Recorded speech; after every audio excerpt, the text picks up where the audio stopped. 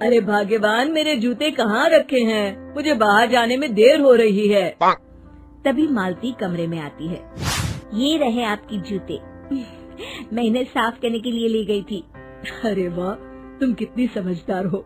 मेरे बिना कुछ कहे ही सारे काम कर देती हो। तभी मालती झिझकते हुए रमेश से कहती है, सुनिए जी, आपसे एक बात कहूँ, बुरा तो नहीं मानेंगे ना? अरे नहीं नहीं, बेफिक्र होकर कहो। शादी से पहले मैं अपने मायके में नौकरी करती थी। मैं चाहती हूँ कि अब मैं फिर से नौकरी करना शुरू कर दूं। वैसे भी सारा दिन घर में बोर हो जाती हूँ। देखो मालती, तुम्हारे नौकरी करने से मुझे कोई ऐतराज नहीं है, लेकिन तुम्हें एक बात बता दूं, हमारे खानदान में आज तक कभी किसी औरत ने नौकरी नहीं की। फिर भी एक बार तुम माँ से पूछ कर देखो, अगर वो तुम्हें नौकरी करने की इजाजत दे देती है तो अच्छी बात है। रमेश वहाँ से चला जाता है। फिर उसी शाम मालती अपनी सास के पैर दबा रही होती है। तभी उसकी सास मालती से कहती है, अरे क्या बात है बहू, आज तो ठीक तरह से मेरे पैर नहीं दबा रही। किसी ख्याल में खोई पड़ी है क्या? मैं भी तो जानूं आखिर बात क्या है। अब दरअसल वो माँ जी। अरे हाँ हाँ बोलो, इतना सोच क्यों रही हो? माँ जी, अगर आप बुरा न माने तो मैं नौकरी करना चाहती हूँ। घर के काम करने के बाद मेरे पास काफी वक्त बच जाता है। मालती की ये बात सुनकर उसकी सास गुस्से में कहती है, अरे बहू, तेरी तबीयत तो ठीक है ना? आज ये कैसी बहकी बातें कर रही है? भला हमारे खानदान में आज तक कभी किसी औरत ने नौकरी की है जो तू नौकरी करने की बात कर रही है, हैं? अरे बहू, तू क्या रिश्तेदारी में हमारी नाक कटाना चाहती है?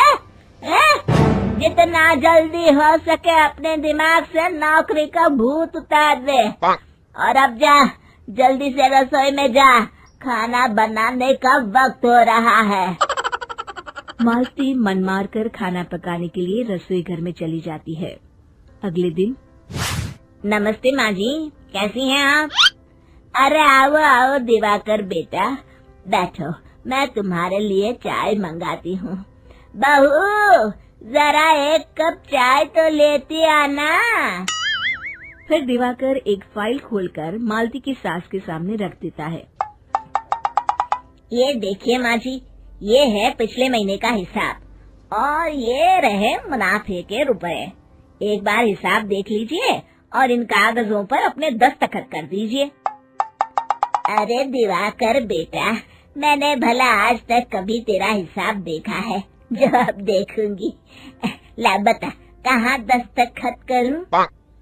तभी मालती चाय लेकर वहाँ आ जाती है और अपनी सास को बिना कागजातों को पढ़े इस तरह लापरवाही से दस्तखत करते हुए देखकर हैरान रह जाती है।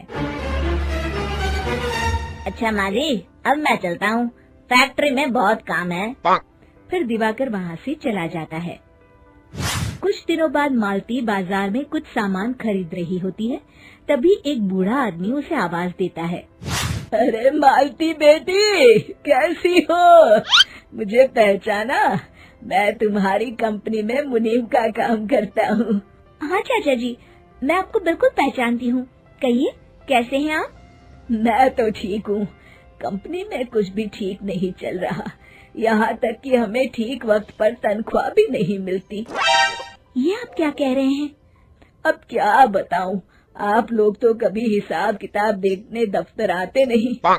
मेरी मानो तो एक बार आप लोग दफ्तर आकर सारा हिसाब किताब देख लो, आपको असलियत पता चल जाएगी। अच्छा बेटी, अब मैं चलता हूँ, देर हो रही है।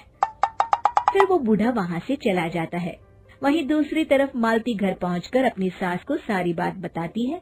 तभी वहाँ रमेश भी आ जाता है, लेकिन मालती की सास मालती की किसी भी बात पर विश्वास नहीं करती। तभी रमेश कहता है, अरे माँ, बिना आग के कभी धुआं नहीं उठता। जब मालती इतना कह रही है तो हमें एक बार दफ्तर चलकर देख लेना चाहिए। वैसे भी हम लोग काफी दिन से अपने दफ्तर नहीं गए हैं। इस तरह किसी एक आदमी के भरोसे काम छोड़ना मुझे भी ठीक नहीं लगता। अगले दिन वे सभी अपने दफ्तर पहुंचते हैं और सीधे दिवाकर के कैबिन में जाते हैं। अचानक सबको एक साथ देखकर दिवाकर चौंक जाता है। अरे माँ जी, आप सब लोग अचानक यहाँ कैसे आ गए? अगर कुछ काम था तो मुझे एक फोन कर दिया होता, मैं आपके घर आ जाता। तभी मालती की सास कहती है, अरे दिवाकर बेटा, आज मैं हिसाब देखने दफ्तर आई हूँ, जरा मुझे पिछले 6 महीनों का हिसाब दिखाना तो बेटा। दिवाकर घबराते हुए हिसाब की फाइल मालती की सास को देता है। मालती की सास फाइल लेकर मालती को देती है और कहती है, ले बहू, देख ले हिसाब। मालती फाइल को बड़े गौर से देखती है और अगले ही पल उसे सारी गड़बड़ी समझ में आ जाती है। वो अपनी सास से कहती है, माँ जी, मुनीम चाचा बिल्कुल सही कह रहे थे।